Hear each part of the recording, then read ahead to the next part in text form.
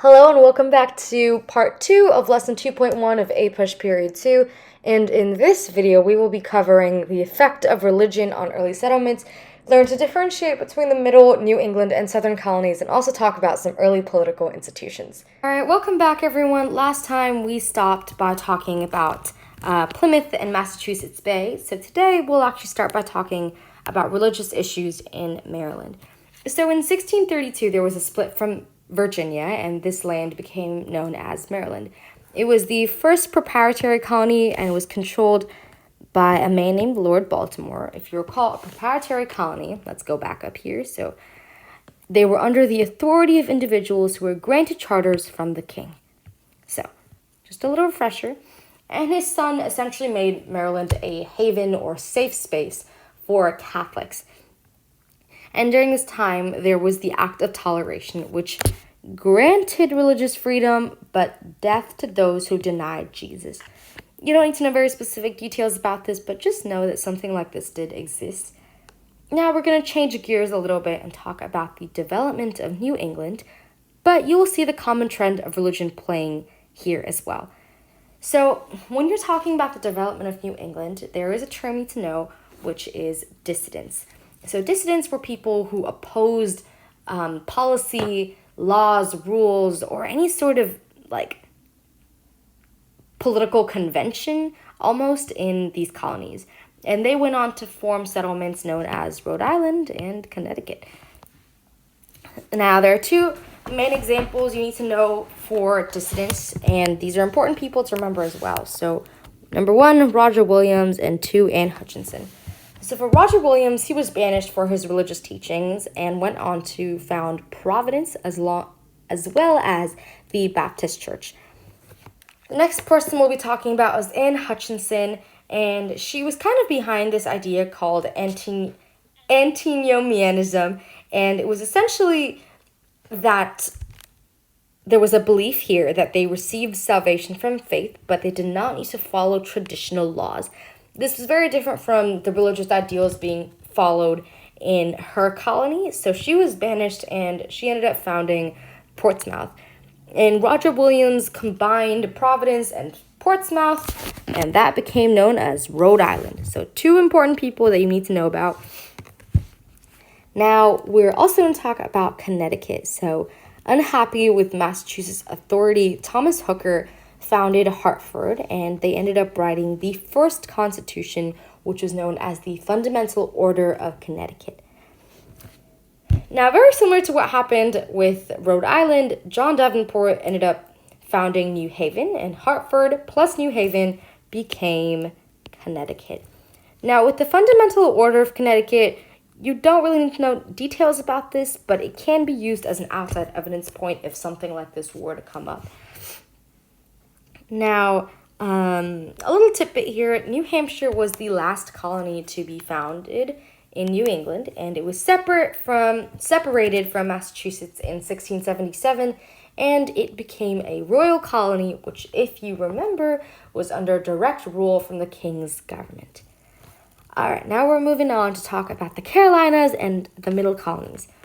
So North and South Carolina were founded as royal colonies, which we just remembered a second ago, and mainly this area was the large rice plantations.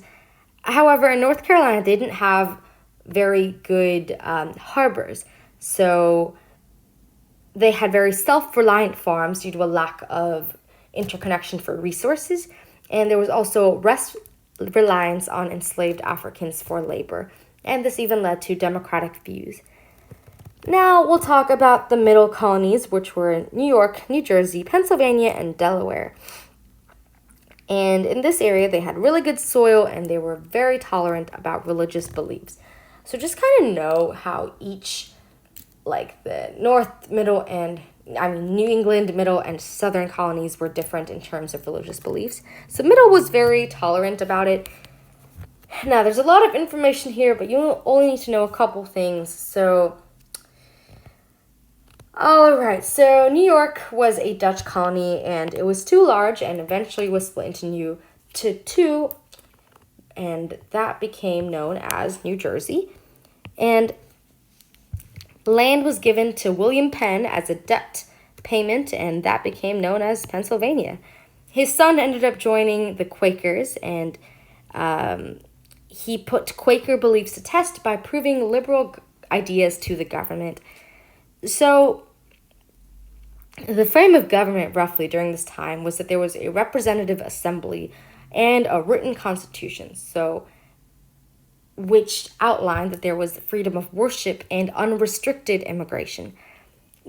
These colonies promised religious freedom, political freedom, and land to attract settlers. And Delaware actually became a separate colony in 1702.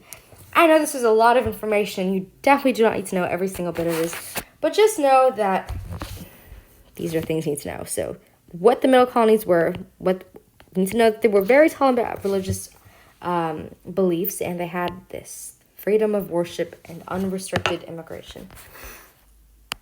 All right, so we're going to talk about Georgia and early political institutions, and that will be a wrap for this video, actually. So Georgia was the last British colony to be founded, and it was the only colony, in fact, to get financial support from the government. Now, like I said, each of these colonies had different reasons for establishment, and Georgia was actually a little bit different from most of the other colonies. So number one was that it was created as a buffer to protect South Carolina from Florida. And Florida was actually a Spanish colony at this time, and South Carolina was a British colony, actually. And Georgia was used as essentially a massive prison system.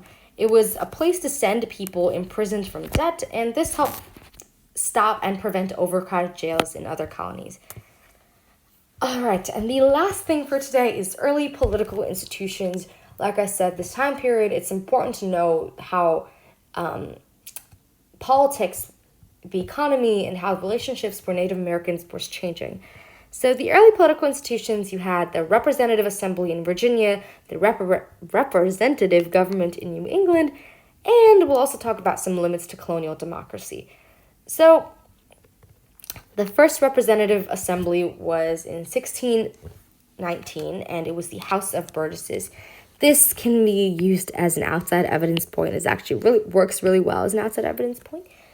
And then the Mayflower Compact, which was a written constitution, and it was self-government, and it outlined that all free men had election rights. Very important, so make sure you write this down. And finally, let's talk about some limits to colonial democracy. Governors actually had unlimited power, and democratic ideas coexisted with anti-democratic ideas, which you'll kind of see as a trend during this period, and we'll talk more during the next video. All right, to recap, in this video, we talked about some religious issues in Maryland and also looked at the role of religion in the formation of colonies. So we talked about Roger Williams and Hutchinson, and then we went on to talk about the Carolinas and the middle colonies, which the primary thing you need to know there is that they were really tolerant about religious beliefs. We talked about Georgia and how it was a buffer from Florida and a place to send people imprisoned for debt, and then we also talked about some early political institutions. That's a wrap.